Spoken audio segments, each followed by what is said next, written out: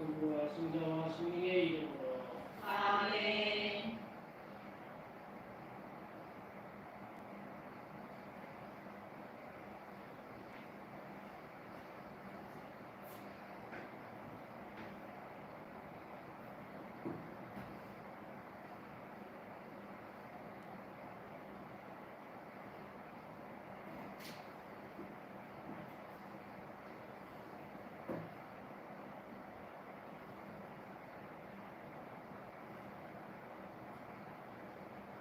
일기 읽어드리겠습니다.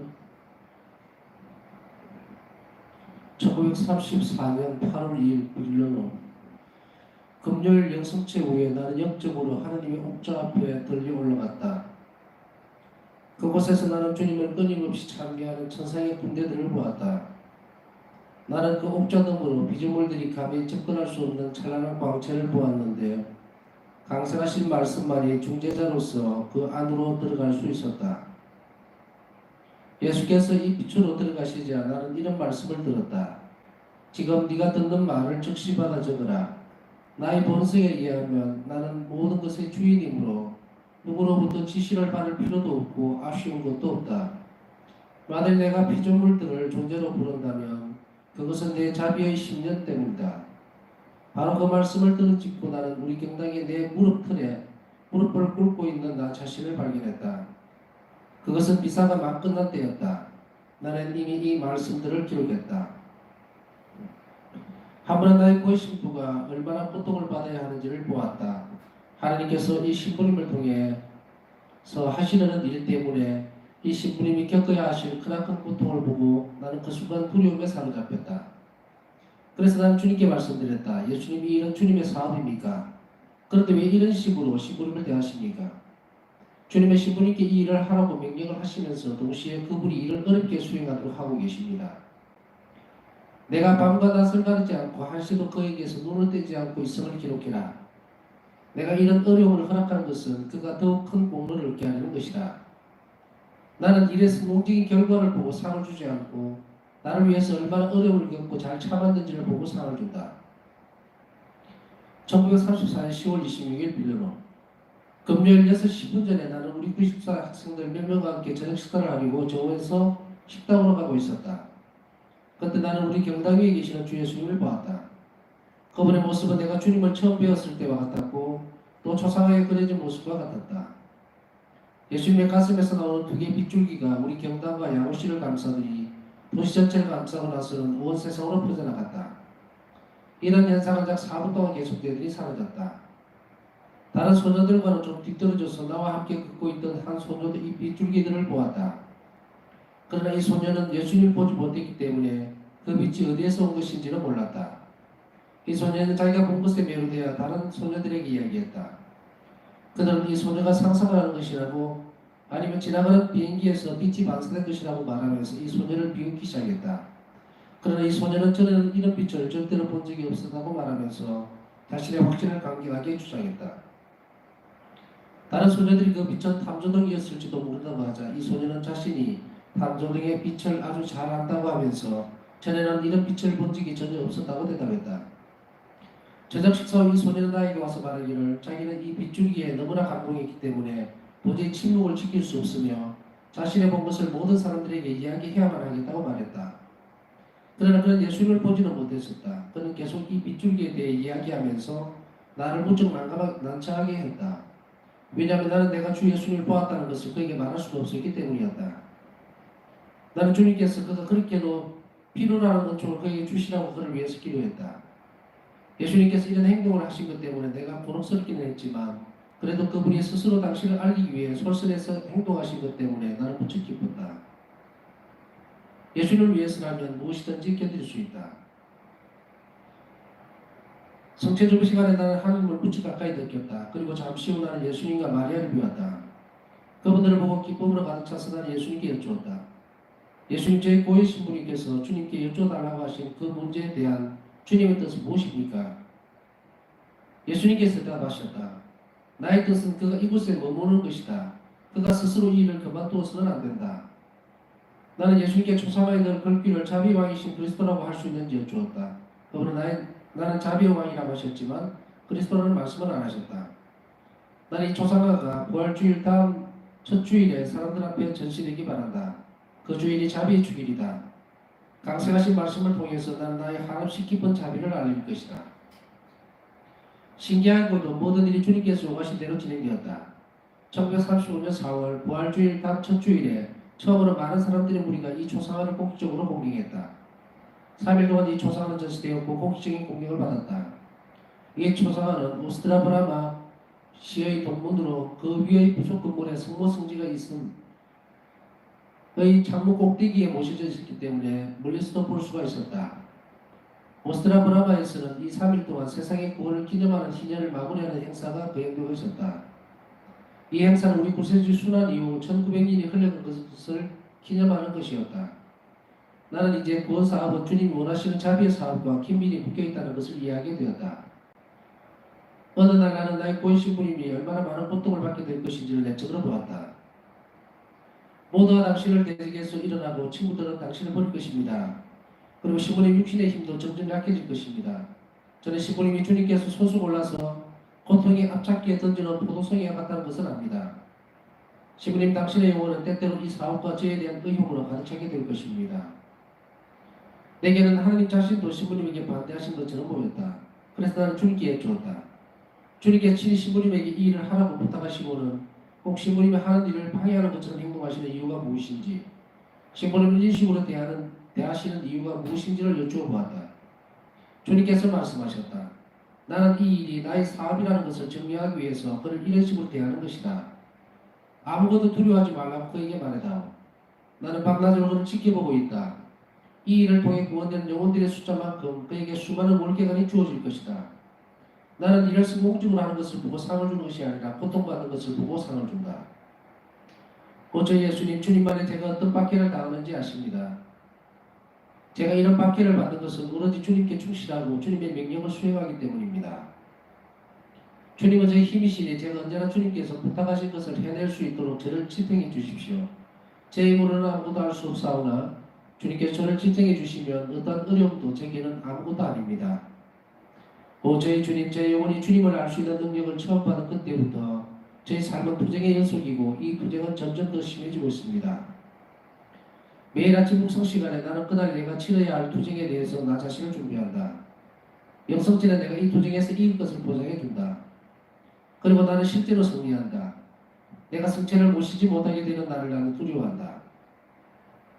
강력한 힘을 가진 이 빵은 나의 사명을 수행하기 위해서 필요한 모든 힘을 내게 주고 또한 주님이 내게 부탁하신 일들을 해낼 수 있는 용기를 준다. 내 안에 있는 힘과 용기는 나의 것이 아니라 내 안에 사시는 분, 성체성사의 것이다. 오 저희 예수님, 오해를 받는 일이 너무나 괴롭습니다. 영성질을 할 수 없었다면 때로는 주님께서 저를 위해서 표시해 놓으신 길을 따라 걸어갈 엄두도 낼 수 없었을 것입니다. 굴욕을 당하는 것이 나의 매일의 양식이다. 나는 신부가 신랑의 모든 것을 함께 나누어야 한다는 것을 잘 안다. 그러니까 그분이 입으셨던 멸시의 두루마기를 나도 입어야 한다. 심하게 고통을 당할 때 나는 침묵을 지키려고 노력한다. 내 혀를 믿을 수 없기 때문이다. 내 혀는 하나님께서 내게 내려주신 모든 축복과 은총에 보답하고자 하나님을 찬미하도록 하는 것이 그 본분인데도 불구하고 그런 힘든 순간에 자기 자신의 이익을 위해서 말하는 경향을 가지고 있다. 그래서 나는 성체를 보실 때 나의 혀를 치유하시어서 내 혀가 하나님께나 이웃에게 해를 끼치는 일이 없게 해달라고 간절히 청한다. 나는 내 혀가 쉬지 않고 하나님을 찬미하기를 원한다. 혀로 범하는 죄는 참으로 크다. 자신의 혀를 다스릴 줄 모르는 영혼은 성덕에 도달하지 못한다.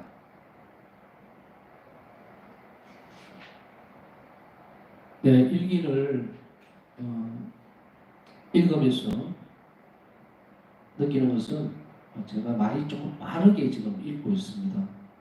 왜냐하면 천천히 읽게 되면 이 한 권의 일기를 읽는데 1년이 걸릴 수도 있습니다.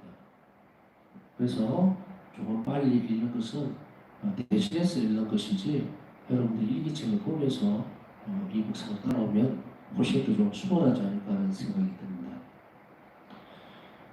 오늘 묵상할 수 있는 부분들은 두 가지 정도가 나오는 것 같습니다. 하나는 반복해서 하는 거예요.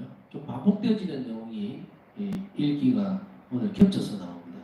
어떤 것이냐면은 나는 일의 성공적인 결과를 보고 상을 주지 않고 나를 위해서 얼마나 어려움을 겪고 잘 참았는지를 보고 상을 준다. 바우사 성녀의 고해 신부가 당하는 어려움들을 바우사 성녀에게 먼저 보여주셨어요. 그래서 바우사 성녀는 이 어려움이 얼마나 고통스러운 것인지를 충분히 먼저 알아들었기 때문에, 그리고 그것이 얼마나 힘들고 고통스러운 일이었는가 하는 것을 먼저 알게 됩니다. 그래서 바우사 성녀는 예수님께 간청을 하게 되죠. 간청을 하면서도 동시에 바우사 성녀에게는 물음표가 던져집니다. 이 소포고 신부에게 있어서의 어려움들을 바우사 성녀는 굉장히 당신의 것으로 받아들이면서 그 어려움들을 함께 하려고 하는 그런 열망들이 상당히 많이 있었어요. 그러면서도 동시에 그 고통을 보면서 너무도 힘들어하는 모습들도 당신도 같이 겪고 있기 때문에 그것에 대해서 물음표를 자꾸 던지게 됩니다.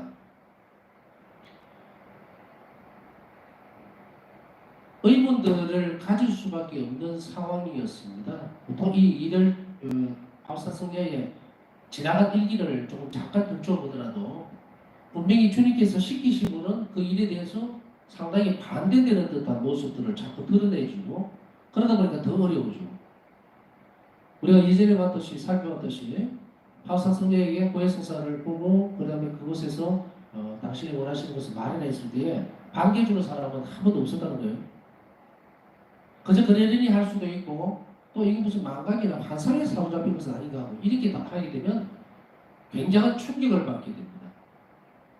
그냥 마음에서 이렇게 일어나는 영감이나 생각에 따라서 그렇게 하더라도 상당히 충격적일 텐데, 주님께서 원하시고 예수님께서 시키시는 대로 했는데도 불구하고 이런 일이 일어나니까 바우사 성령에게 있어서는 아직까지 이제 초창기의 부분들이 되다 보니까 이것을 다 이해할 수가 없는 부분들이 많이 드러나게 됩니다.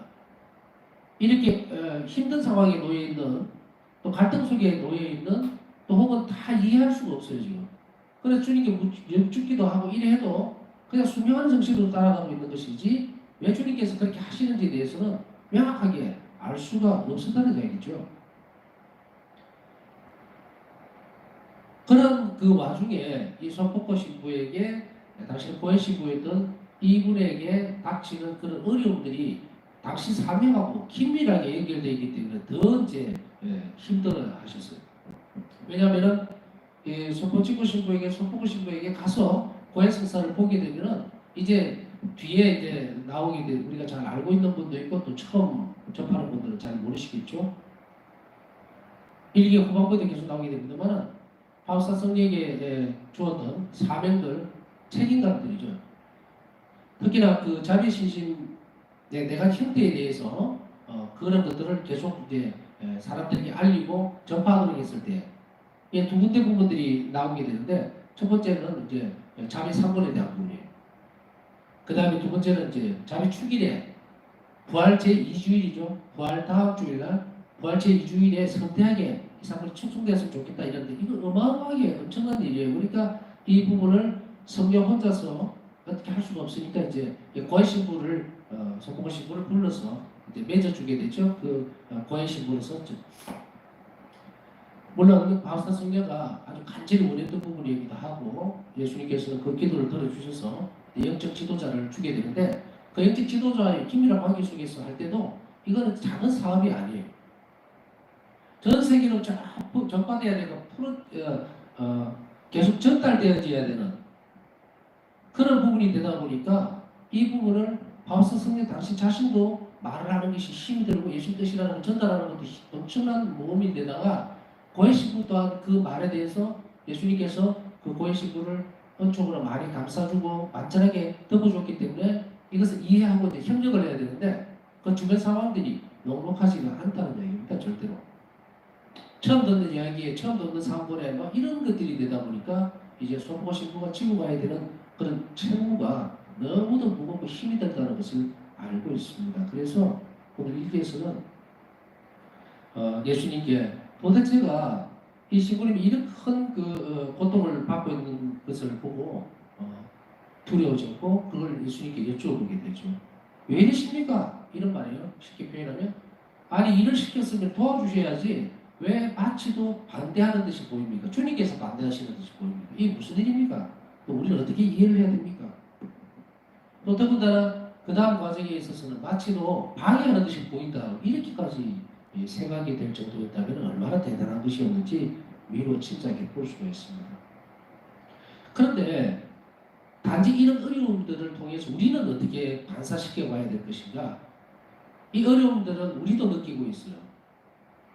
마치도 영감을 따라서 또 성령의 협력에서 또 하나님 은총으로 어떤 일들을 진행해가면서 이것이 확실해져가지고 해야 된다는 것을 알고서 했는데 전혀 다른 결과들이 계속 나오게 되면 우리 다시금 좌절하게 되고 내가 잘못해가겠나, 내가 하나님을 위해서 하려고 하는 이 일이 왜 이렇게 결실이 없는가, 그리고 주변의 많은 비난들, 모양들 또 이전자고 꼬여지고 이런 모양들이 우리 개인적인 모습들 속에서도 또 상황 속에서도 얼마든지 드러납니다. 신앙생활하면서. 그러니 오늘 이것은 오늘 일기의 내용은 파우사 선생님께서 예수님이 시키시는 그 사명을 진행해 나가는 과정 중에 단순하게 겪는 부분일 수도 있지만 그렇구나, 이렇게 어려운 가운데서도 파우사 선생님께서 이런 일을 하셨구나, 감탄선을 내놓고 또 존경해야 되겠다, 그런 것을 지금 일기가 전해주고 있는 것은 아닙니다. 이 일기는 바로 파우스타 성령께서 완덕에 이르러가는 길을 보여주고 있기 때문에 우리는 그리스도의 영성에서 또 그리스도인들에게 있어서 영성 시간에 가장 첫 번째 나오는 그 부분들이 그 대목들이에요. 모든 그리스도인들은 완덕에 이르러야 된다. 이 그리스도인, 모든 그리스도인들이에요. 그러니까 완덕에 이른다고 하는 것은 성인이 되라는 이야기거든요. 이미 성인이 되신 분들은 우리가 걸어가야 될 그 길을 제시해주고 하나님 은총에 어떻게 협력하는지를 보여주는 분이지 교과서적으로 보여주는 분이 아니라는 이야기예요. 그렇다면 오늘 우리는 물론 공적인 부분이라고 또 표현을 하고 싶은데 파우사 성령은 공적으로 활동을 예수님과 협력 사업에서 그렇게 하셨지만 이런 어려움들이 굉장히 컸다. 그래 어떡하라고?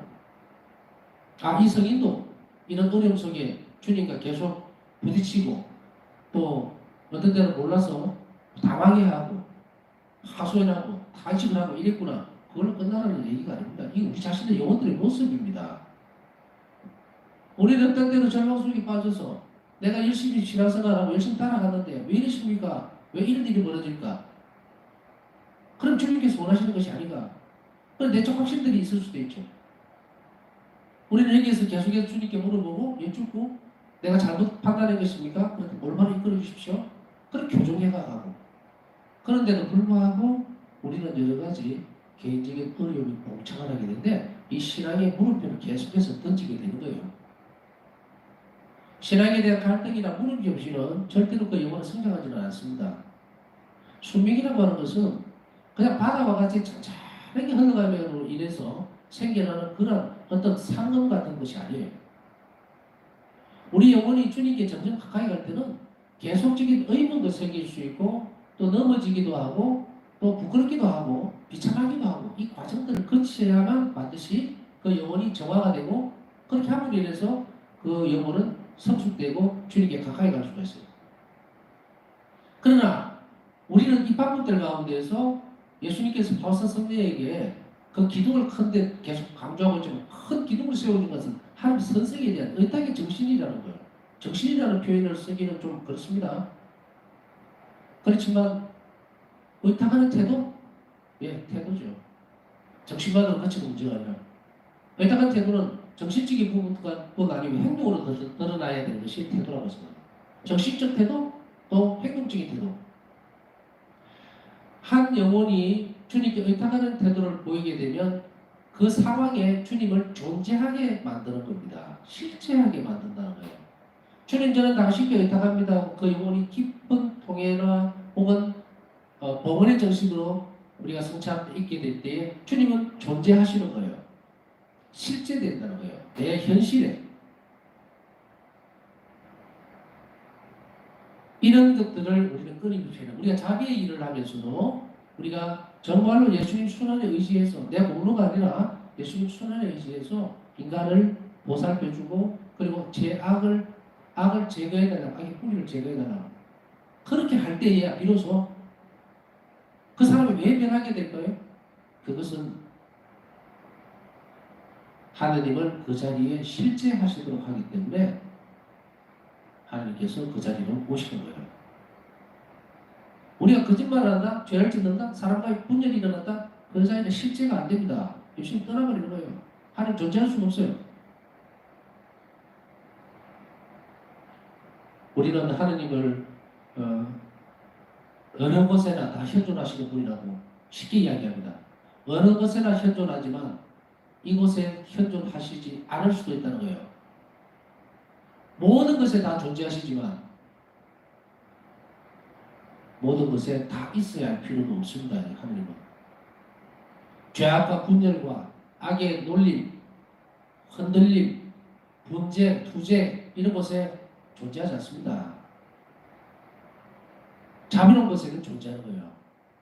오직 자비로운 일에만. 그러니까 우리가 말로 할 때나 기도로, 말이나 기도나 행동으로 드러내는 그 자리, 우리가 정말로 예수님께 의탁하면서 드리는 기도 그 자리에 하나님은 존재하시는 거예요. 함부로 우리는 하나님은 아무데나 다 계시고 뭐 하신다. 그거 신앙 고백 아닙니다. 신앙 고백은 존재하시도록 만드는 태도가 되어질 때, 이루어질 때에 그때만 비로소 신앙 고백이 되는 거예요. 자, 이런 부분에 있어서 우리는 조금 더 한 발 나서서 그러면 우리의 이런 태도들이 좌절감과 불안감, 또 흔들림 이런 것이 있었을 때에 우리는 오늘 예수님에게서 분명한 답을 듣게 됩니다. 어떤 답을 우리는 찾아내느냐면 일의 성공적인 결과를 보고 상을 주지는 않는다. 과정을 본다고 그랬어요. 왜? 하나님은 우리에게 왜 자비로우신가 하면 하나님은 그 한 인간의 영혼이 어려움을 주게 되면 그 일을 통해서 반드시 영적 성장도 영적 선익도 함께 주시기를 바라는 거예요. 이걸 쉽게 얘기하면 현세적 이익과 영적 선익 두 가지를 다 주시고 하는 거예요. 어떤 일들이 고통 가운데 좀 너무 오래 지속되고 계속 반복되어질 때는 하나님께서 그 일을 통해서 나를 괴롭히시려는 것이 아니라 또 혹은 나를 못 살게 보려고 하는 것이 아닙니다. 또 혹은 주기 싫어서 그런 것이 아니에요. 현실적 이익뿐 아니고 영적 선익, 우리의 영혼이 공로를 쌓을 수 있는 기회를 주기 위해서 시간을 두시는 거예요. 우리는 이것을 이해하지 못하면 온통 불평불만을 할 수밖에 없고 하나님을 원망할 수밖에 없습니다. 하나님의 자비는 바로 여기까지 들어가 있는 거예요. 그래서 우리는 이 부분을 오늘 분명히 기억하고 하나님께 우리 자신들을 들어야 합니다.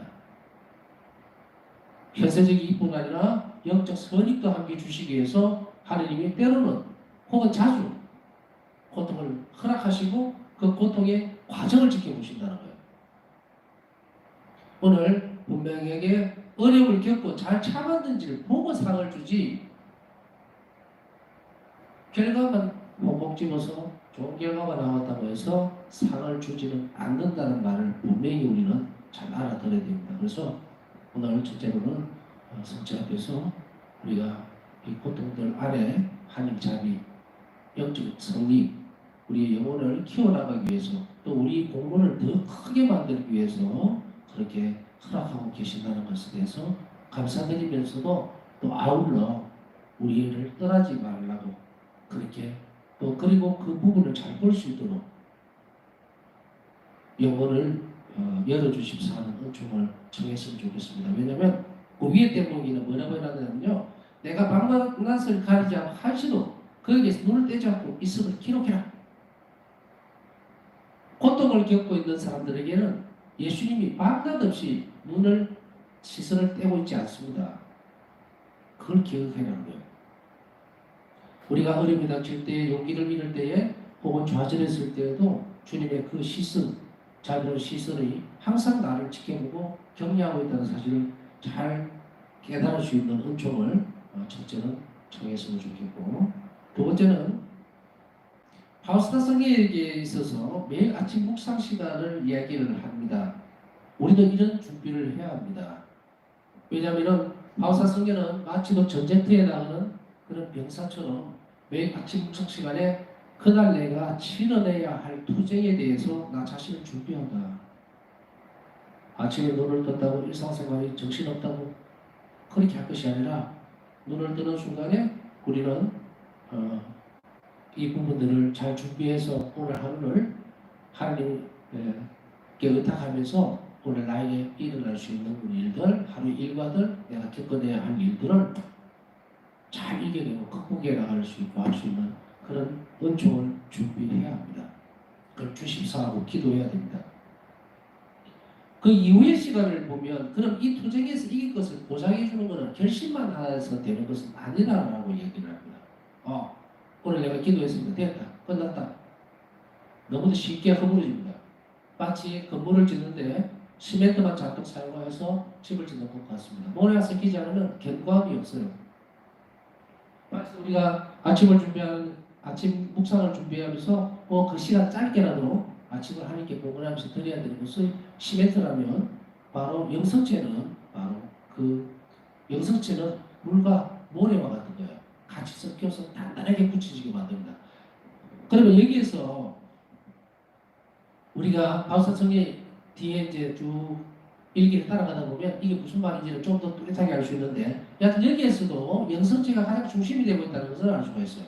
그러면 바울사 성경은 이 영성체는 바로 미사입니다. 그러면은 바울사 성경에 있어서 이 영성체를 준비하기 위한 예비적 단계들이 있겠죠.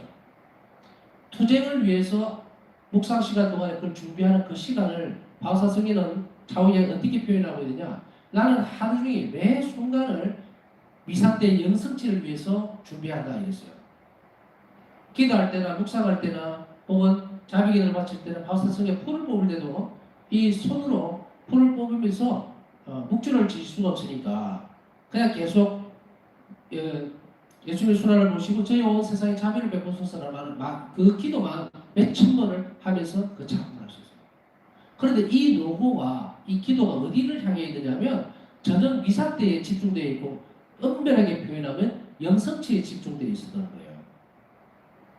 그렇게 잘 준비된 봉헌들이 영성체 때에 그 은혜로 바뀌어져서 우리에게 오는 겁니다. 그렇다면 우리는 하루 삶을 어떻게 지내야 됩니까? 오늘 성체 앞에서 성체 준비는 무엇을 위한 것인가? 영성체 때에 오늘 성체 준비에 대한 답은 보답이죠. 답이 아니라 보상은 영성체 때에 주어지는 거예요. 이걸 소홀히 해버리면 나 성체 준비 매일 하는데 영성체는 아무 감각이 없어요. 생각이 없어요. 그러면 그 보상은 어떻게 될까요? 없다, 있다 대답은 안 하겠습니다. 영성체 때에 모든 보상이 주어진다는 것만 분명하게 짚고 넘어가야 됩니다. 그래서 자비 죽일 때도 다음에 설명을 할 기회가 있겠지만 자비 죽일 때도 그 자비 죽일에서 오는 은혜는 영성체에 있다라고만 말씀합니다. 어떤 사람이 잘 준비해서 자비 죽일에서 오는 은혜를 영성체를 못 해버리면 그 죽일에서 오는 은혜는 없죠. 성체성 사이에 집중되어 있는 이 바울사 성경의 모습들을 우리는 분명하게 하면서도 우리의 일과가 어디에 집중되어져야 하는 것을 우리는 명확히 해야 됩니다. 그래서 오늘 우리 두 번째는 내가 바치는 기도들이 또 각양각색일 거예요. 그러나 그것이 그 기도 자체만으로 끝나서는 아무 열매가 없을 수도 있습니다. 다시 표현하면 없을 수도 있다는 표현보다는 더 풍성한 은혜를 위해서, 완전한 은총을 위해서, 완전한 보상을 위해서는 그게 성체성사로 집중되어야 된다는 거예요. 그게 열매가 맺혀 있다는 거죠. 그래서 매번 우리가 드리는 희생이나 기도나 또 혹은 봉사나 또 고통을 받아들이는 인내심, 그런 것들이 전부 다 어디로 집중되어야 되느냐면 바로 성체성사 때에 영성체 하기 전에 주님께 드리는 봉헌물이 되도록 모든 것을 다 집중해야 됩니다. 바울사 성녀는 이렇게 함으로 인해서 영혼이 얼마나 빨리 예수님께 가까이 가고 성장할 수 있는지 오늘 잠깐 보여준 거예요. 다음에 미사와 관련되어 있는 부분들은 또 설명할 기회가 있으리라고 생각이 되지만 어쨌든 오늘 일기를 통해서 본 것은 두 번째 우리는 주님께 우리 자신들을 그렇게 하지 못했으면 그렇게 할 수 있도록 은총을 청하는 시간이 되어야 됩니다. 우리의 기도와 희생, 하루 일과 노무, 생각들 모든 것들이 영성체에 집중되어지고 준비되어지는 기도라는 것을 잘 알아듣는다면 우리의 노무나 이런 큰 희생들 이런 것들 전부 다 영성체하는 순간에 주어진다는 그것에 모든 일들을 집중할 수 있는 그런 은총을 주십사 하고 이 미사 중에 미사가 아니고 성신한 중에 성취주하면서 성취 안에 계신 예수님께 기도와 또 우리의 잘못된 습관이 있다면 그것을 봉헌하는 시간을 만들었으면 좋겠습니다.